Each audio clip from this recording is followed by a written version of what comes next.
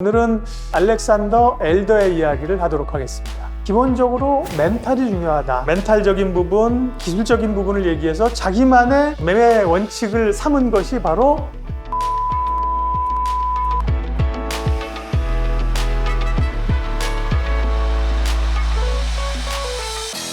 우리가 트레이딩을 얘기하면서 트레이더의 전설인 제스 리버모어, 또 실전 트레이딩의 대가인 제럴드 로브 얘기를 했습니다만, 이분들은 1930년대, 50년대, 20세기 초반에 활동하던 분들이라 소위 좀 옛날 사람들이라 우리하고 좀 감이 떨어지는 느낌이 드는데요. 오늘 소개하는 이 알렉산더 엘더는 우리 시대 동시대를 살아가는 트레이더이자 또 의사이자 또 교육자입니다. 엘더 박사는 원래 러시아 사람이에요. 러시아에서 망명을 해서 미국에서 의사 생활을 하다, 정신과 의사입니다. 트레이딩이 좋아서 트레이딩을 시작해서 의사 직업은 거의 그만두고 트레이더로서 활동하고 투자가 너무 좋다고 하는 분입니다. 그리고 실제로 투자자 교육을 많이 하는 분들인데요. 이분은 기본적으로 멘탈이 중요하다, 자세가 중요하다는 거고요. 그 밖에도 기술적인 요인들, 자신만의 투자 법칙 이런 거를 얘기를 해주고 있는데요. 오늘 제가 소개해드린 이 책은 주식시장에서 살아남는 심리투자 법칙인데요.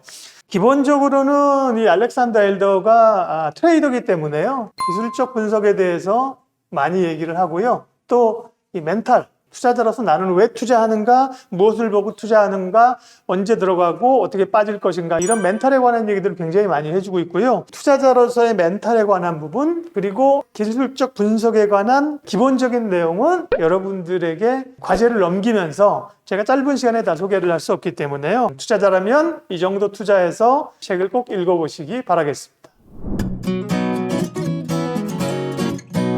자, 그럼 엘더 박사가 이야기하는 자신만의 투자 법칙 구체적으로 소개를 해드릴게요. 알렉산더 엘더가 멘탈적인 부분, 기술적인 부분을 얘기해서 자기만의 그 매매 원칙을 삼은 것이 바로 3중 스크린 매매 기법입니다. 3중 스크린 매매 기법. 3개의 스크린을 가지고 있다는 거예요. 걸름망을 가지고 있다는 건데요. 첫 번째는 시장의 조류를 판단해라. 그래서 중요한 건 뭐냐면 자기가 쓰는 차트보다 위로 올라가는 거예요. 일봉의 투자자가 하나 올라가면 주봉이죠. 주봉을 통해서 시장의 조류, 조수가 어떤지 큰 흐름을 먼저 파악을 하는 거예요. 큰 흐름을 파악을 하고, 두 번째가 본인이 가장 많이 사용하는 이 일봉을 통해서 큰 조류 가운데 잔파도를 찾고요. 세 번째는 분봉을 통해서 구체적으로 진입하는 시점을 찾는 요 3가지인데요. 주간 차트에서 추세 추종 지표를 이용해서 먼저 추세를 판단하고 추세의 방향대로 매매한다. 이거는 앞서 모든 그 트레이더들이 얘기한 것처럼 시장에 뭐가 있어야 돈이 있다? 제가 강조한 말이 있죠?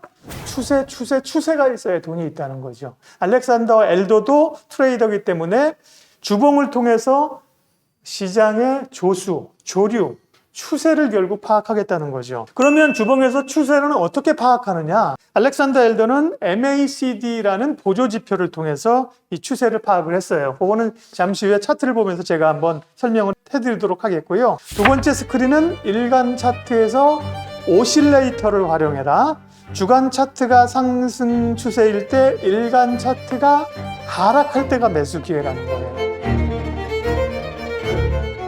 그 말은 주간 차트에서는 추세적으로 상승을 하는데 주가가 늘 이렇게 일직선으로 가지 않는다고 얘기했잖아요. 주가는 이 가운데서도 상승 하락을 반복하면서 곡선으로 올라가요. 올라갈 때도 그렇고 떨어질 때도 그렇고.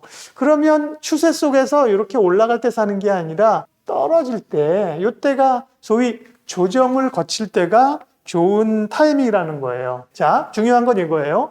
주간 차트가 상승할 때, 일간 차트가 상승할 때 같이 사는 게 아니라 주간 차트는 상승의 흐름을 보이고 일간 차트가 파도가 조정을 보일 때 그때가 주식을 살 기회입니다. 세 번째 스크리닝에서는 차트가 필요하지 않습니다. 차트가 필요하지 않고 매매 주문을 어떻게 내느냐가 기술적으로 필요한 건데요. 세 번째 스크린은 주간 차트가 상승하고 일간 차트가 오실레이터가 하락할 때, 조정받을 때 역지정가 주문을 내서 주가 움직임을 추적하면서 대응하라.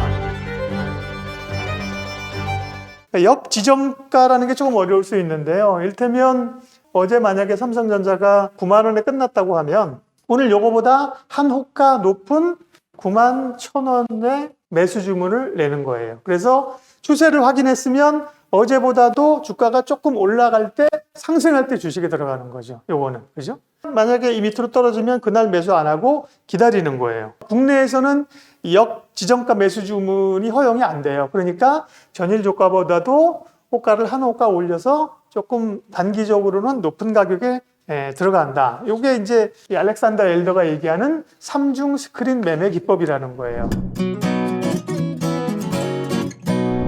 자, 알렉산더 엘더의 3중 스크린 매매 법칙을 말씀드렸는데요. 네. 근데 조금 구체적인 이 지표들이 나와서 헷갈릴 수 있어서 예를 들어서 제가 한번 얘기를 해드리도록 할게요.